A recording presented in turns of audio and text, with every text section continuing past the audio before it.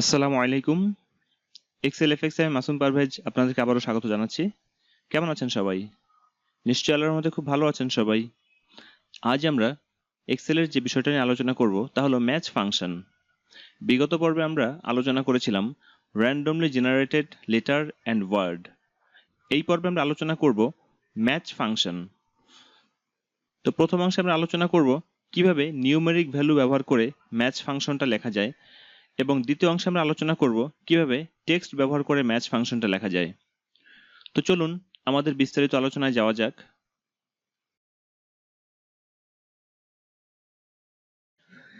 Match function সম্পর্কে আলোচনা করার পূর্বে আমাদের একটু জানা দরকার ম্যাচ ফাংশনটা দ্বারা আমরা কি করতে পারি এবং ম্যাচ ফাংশনটা কি কাজে লাগে।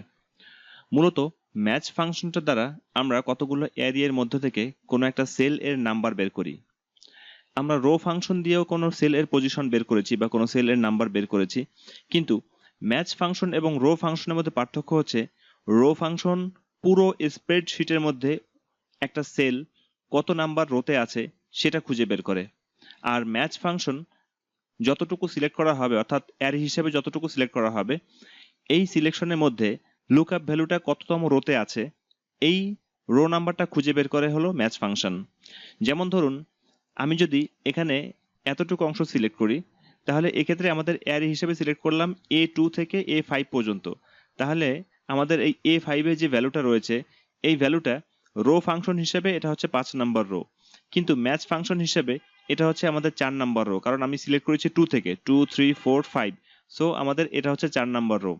এটাই হলো রো এবং ম্যাচ ফাংশনের মধ্যে পার্থক্য। তো আমরা দেখি কিভাবে আমরা ম্যাচ ফাংশন ব্যবহার করতে পারি। ম্যাচ ফাংশনের মধ্যে কতগুলো টাইপ রয়েছে ম্যাচ টাইপ, সেটা হলো 1 0 এবং -1। 1 অর্থ হচ্ছে লেস দেন, 0 অর্থ হচ্ছে এক্সাক্ট ম্যাচ, আর -1 হচ্ছে গ্রেটার দেন।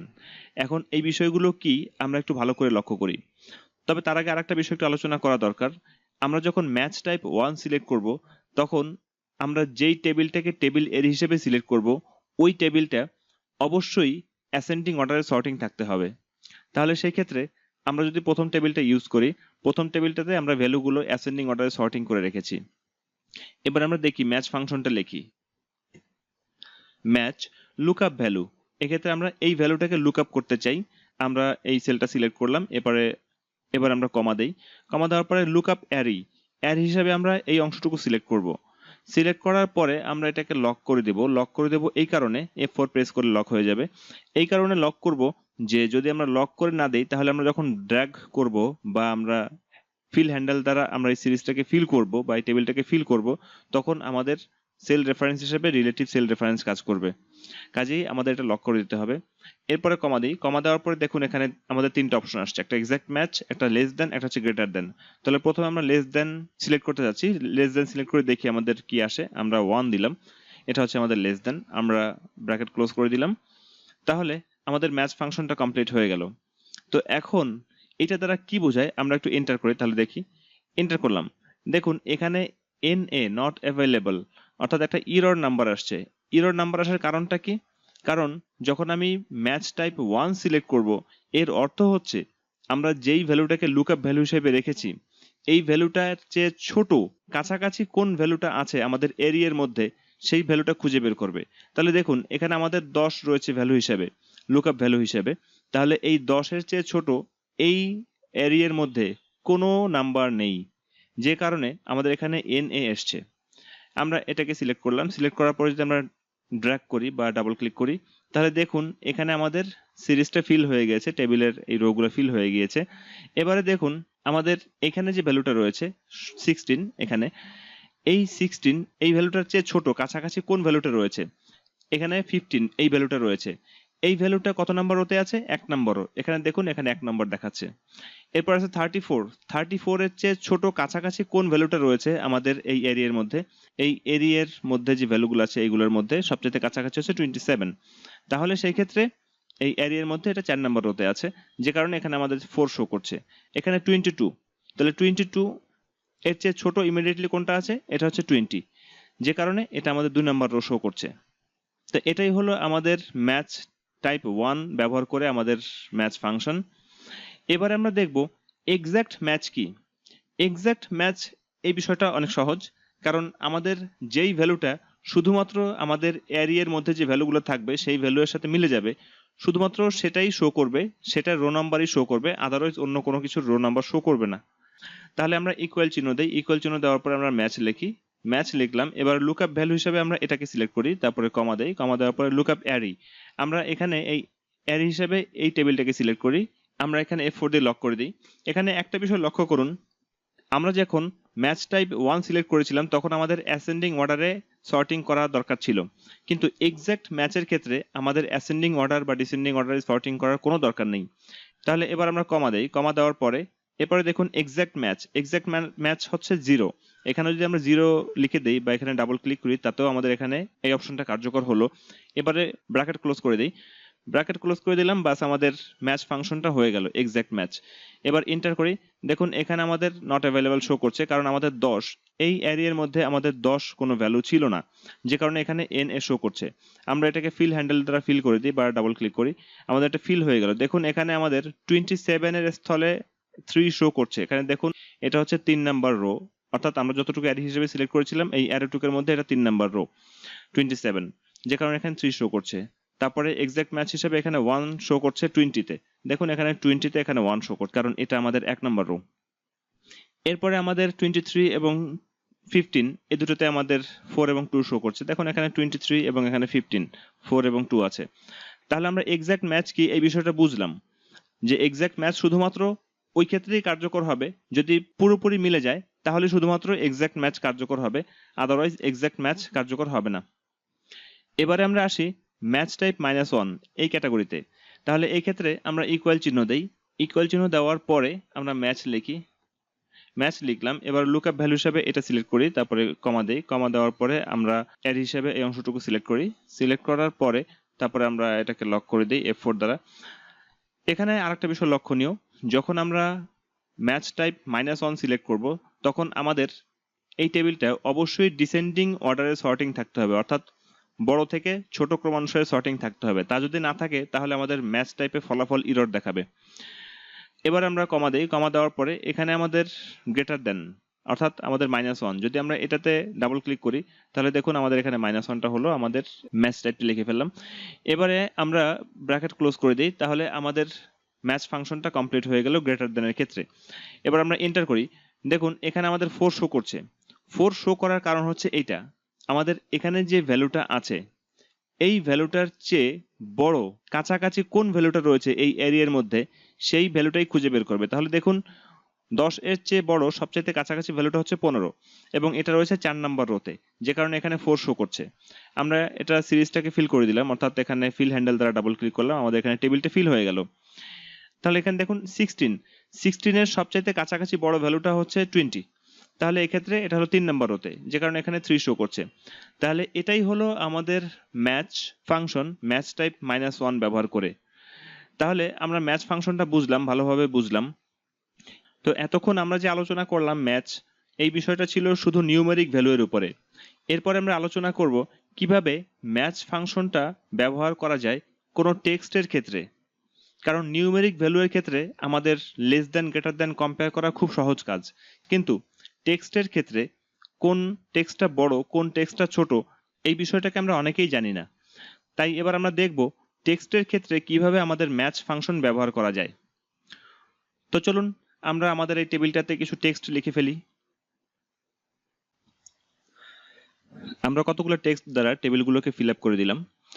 এবার আমরা দেখি টেক্সটের ক্ষেত্রে ম্যাচ ফাংশনটা কিভাবে কাজ করে। তবে তার আগে আরেকটা বিষয় লক্ষ্য করা দরকার, এই বিষয়টা ভালোভাবে বুঝতে পারলে টেক্সটের ক্ষেত্রে ম্যাচ ফাংশনটা বোঝা খুব সহজ হবে। যেমন আমরা এখানে একটা এক্সাম্পল ক্রিয়েট করে রেখেছি, লজিক্যাল টেস্ট। এই কলামে লিখে রেখেছি কতগুলো ভ্যালু এবং এই কলামে কতগুলো ভ্যালু লিখে রেখেছি, তার মধ্যে এখানে একটা রয়েছে নিউমেরিক ভ্যালু আর বাকিগুলো রয়েছে টেক্সট।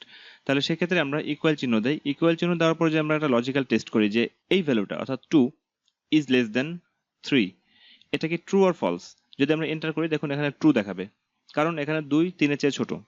তাহলে এই ক্ষেত্রে এই টেক্সটের ক্ষেত্রে কি হবে, এ কি বি এর চেয়ে ছোট না বড়। তাহলে আমরা একইভাবে লিখি, ইকুয়াল লেখার পরে এখানে এটা সিলেক্ট করি, ইজ লেস দেন, আমরা এটা সিলেক্ট করে দিই, তারপরে এন্টার করি, দেখুন এটাও ট্রু দেখাচ্ছে। তার মানে আমাদের এ হচ্ছে বি এর চেয়ে ছোট। তারপরে যদি আমরা এটাতে ডাবল ক্লিক করি, আমাদের সিরিজটা ফিল হয়ে যায়। তাহলে এখানে দেখুন এ এ এবং এখানে রয়েছে এ বি, তাহলে এটা ট্রু দেখাচ্ছে, তার মানে এ এ ছোট এ বি বড়। তারপর এ A B A A C, দেখুন এ এ বি ছোট এ এ সি বড়। এভাবে আমরা এখানে যে টেক্সটগুলো লিখে রেখেছি, এই টেক্সটগুলো ছোট এই টেক্সটগুলো বড়। তাই আমরা কি করে বুঝলাম? এক্ষেত্রে এক্সেল সবসময় ডিকশনারি ওয়াইজ টেক্সটগুলো ফলো করে। ডিকশনারিতে যেই ওয়ার্ডটা বা যেই টেক্সটটা আগে থাকবে সেই টেক্সটটা ছোট এবং যেই টেক্সটটা পরে থাকবে সেই টেক্সটটা বড়। তো এই ক্ষেত্রে এই লজিকেই এক্সেল কাজ করে থাকে। তো যাই হোক, এবার আমরা দেখি তাহলে আমাদের ফাংশনের ক্ষেত্রে আসি। আমরা এখানে ক্লিক করলাম, এবার আমরা ফাংশনটা লিখি ইকুয়াল ম্যাচ, ম্যাচ লিখলাম, তারপর লুকআপ ভ্যালু, এই লুকআপ ভ্যালু হিসাবে আমরা এই ওয়াটার লিলি সিলেক্ট করে দিলাম। এরপরে কমা দিই, কমা দেওয়ার পরে আমরা এখানে এই এর হিসেবে এটাকে সিলেক্ট করলাম, আমরা F4 দ্বারা লক করে দিই। তারপরে কমা দেই, কমা দেওয়ার পরে এখানে লেস দেন সিলেক্ট করি, 1 সিলেক্ট করি, আমরা 1 সিলেক্ট করলাম, ব্র্যাকেট ক্লোজ করে দিলাম, তারপর এন্টার করি। দেখুন আমাদের এটা 4 শো করছে, তার মানে এখানে ওয়াটার লিলি এই ওয়ার্ডটার চেয়ে ছোট সবচেয়ে কাছাকাছি শব্দটা হচ্ছে সানফ্লাওয়ার, যে কারণে এটা 4 নম্বর রোতে আছে বিধায় এখানে 4 শো করছে। তো আমরা যদি এটাকে ডাবল ক্লিক করে সিরিজ ফিল করে দিই, তাহলে দেখুন এখানে সমস্ত বিষয়গুলো আপনারা প্রিভিয়াস যে এক্সাম্পলটা দেখিয়েছি এই এক্সাম্পলের সাথে কম্পেয়ার করলে এবং এখানে লজিক্যাল টেস্টের সাথে কম্পেয়ার করলে আপনারা ফলাফলগুলো পেয়ে যাবেন। দেখুন এখানে আমাদের এম দ্বারা শুরু হয়েছে, এর পূর্বে আমাদের আর কোনো ওয়ার্ড নেই, কাজেই যেই ওয়ার্ডটা আমাদের জি দ্বারা শুরু সেই ওয়ার্ডটা এই এম এর চেয়ে ছোট, তার অর্থ হচ্ছে যে এখানে গার্ডেনিয়া এর চেয়ে ছোট কোনো শব্দ এই অ্যারিয়ার মধ্যে নেই, যে কারণে এটা আমাদের এন এ শো করছে, নট অ্যাভেলেবল শো করছে। তো আশা করছি এই বিষয়টা আপনারা বুঝতে পেরেছেন। এবারে আমরা আসি এটার ক্ষেত্রে, এক্সাক্ট ম্যাচের ক্ষেত্রে আমরা ইকুয়াল চিহ্ন দিলাম, তারপরে লিখি ম্যাচ, তারপরে লুকআপ ভ্যালু এটা সিলেক্ট করলাম, কমা দেই, তারপরে আমরা এটাকে অ্যাড হিসেবে সিলেক্ট করি। এরপর আমরা F4 দ্বারা লক করে দিলাম, তারপরে কমা দেই, তারপর এক্সাক্ট ম্যাচ এখানে আমরা 0 দেই, তাতে আমাদের এক্সাক্ট ম্যাচ হবে, 0 দিলাম, তারপরে ব্র্যাকেট ক্লোজ করে দিলাম, এবার এন্টার করি। তাহলে এখানে আমাদের ওয়াটার লিলি নামে এখানে কোনো শব্দ নেই বিধায় এখানে আমাদের এনএ শো করছে। আমরা এটা সিলেক্ট করে তারপর আমরা এটাকে ডাবল ক্লিক করি, তাহলে সেক্ষেত্রে আমাদের এই ভ্যালুগুলো ফিল হয়ে যাচ্ছে, আমাদের এই পুরো টেবিলটা ফিল হয়ে যাচ্ছে। দেখুন এখানে রোজ 2 নম্বর হতে আছে, এখানে রোজ 2 নম্বর হতে আছে, এখানে 3 নম্বর হতে আছে ম্যারিগোল্ড, এখানে 3 নম্বর হতে ম্যারিগোল্ড। তো এভাবে আমাদের এক্সাক্ট ম্যাচ করা যায়। তবে পূর্বের ম্যাচ ফাংশনের ক্ষেত্রে যেটা দেখিয়েছিলাম নিউমেরিক ভ্যালুর ক্ষেত্রে, যে প্রথম অংশটাতে অ্যালফাবেটিক সর্টিং থাকতে হবে অ্যাসেন্ডিং অর্ডারে, তারপর এক্সাক্ট ম্যাচের ক্ষেত্রে সর্টিং এর প্রয়োজন নেই, আর গ্রেটার দ্যানের ক্ষেত্রে এখানেও ডিসেন্ডিং অর্ডারে সর্টিং থাকতে হবে। আমরা এই টেক্সটের ক্ষেত্রেও আমরা সেম কাজটাই করছি, যে প্রথম অংশটা অ্যাসেন্ডিং অর্ডারে সর্টিং আছে, দ্বিতীয়টা সর্টিং এর প্রয়োজন নেই, এবং তৃতীয়টা অর্থাৎ গ্রেটার দ্যানের ক্ষেত্রে আমরা ডিসেন্ডিং অর্ডারে সর্টিং করেছি। এবার আমরা ম্যাচ টাইপ -1 দিয়ে দেখি, টেবিল 3 ইউজ করি, আমরা ইকুয়াল চিহ্ন দিলাম, ম্যাচ লিখলাম, তারপরে লুকআপ ভ্যালু হিসেবে এটাকে সিলেক্ট করলাম, তারপরে কমা, কমা দেওয়ার পরে আমরা এই অংশটুকু সিলেক্ট করি এর হিসেবে, এরপরে আমরা F4 দ্বারা লক করে দেই, কমা, তারপরে এখানে গ্রেটার দেন -1 সিলেক্ট করে দেই, এরপরে যদি ব্র্যাকেট ক্লোজ করে দিই, বাস আমাদের এখানে ম্যাচ টাইপ -1 দ্বারা আমাদের ফাংশনটা কমপ্লিট হলো। এবার এন্টার করি, তাহলে দেখুন এখানে আমাদের নট অ্যাভেলেবল শো করছে, তার অর্থ হচ্ছে যে আমাদের ওয়াটার লিলি এর চেয়ে বড় কোনো শব্দ আমাদের এই এরিয়ার মধ্যে নেই, যে কারণে এখানে এন এ শো করছে। আমরা সিরিজটাকে ফিল করে দিই, আমরা এখানে ফিল করে দিলাম টেবিলটাকে, তাহলে এখানে শুধুমাত্র আমাদের ওয়াটার লিলি এবং টিউবরোজ এই দুটোর চেয়ে বড় কোনো শব্দ এখানে নেই, যে কারণে এখানে এন এ শো করছে। বাকি যে শব্দগুলো রয়েছে এই শব্দগুলোর চেয়ে বড় অনেক শব্দ এখানে আছে, 4টা শব্দ এখানে রয়েছে, যে কারণে এখানে আমাদের 4টা রো নাম্বার বিভিন্নভাবে শো করছে।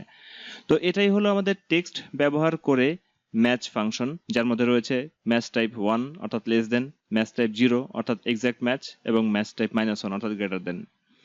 তো এই হলো ম্যাচ টাইপের মধ্যকার সমস্ত বিষয়গুলো। আশা করছি ম্যাচ টাইপের ভিতরে যে সমস্ত বিষয়গুলো অন্তর্ভুক্ত ছিল সেই সমস্ত বিষয়গুলো আপনারা ভালোভাবে বুঝতে পেরেছেন, কারণ সমস্ত বিষয়গুলো আমি খুঁটিনাটি আলোচনা করার চেষ্টা করেছি। তারপর যদি আলোচনার মধ্যে কোনো বিষয় অসম্পূর্ণ থেকে যায় বা কোনো ভুল ত্রুটি থেকে যায়, তাহলে আপনারা ক্ষমা সুন্দর দৃষ্টিতে দেখবেন এবং আমার ভিডিওর নিচে কমেন্ট করবেন, তাতে আমি আমার ভুলগুলো বুঝতে পারবো, পরবর্তীতে আরো সুন্দর করে উপস্থাপন করতে পারবো বা আরো সংশোধন করে উপস্থাপন করতে পারবো। তো আপনাদের সবাইকে শুভেচ্ছা জানিয়ে আমার টিউটোরিয়ালটি এখানে শেষ করছি। আসসালামু আলাইকুম ওয়া রাহমাতুল্লাহি ওয়া বারাকাতুহু।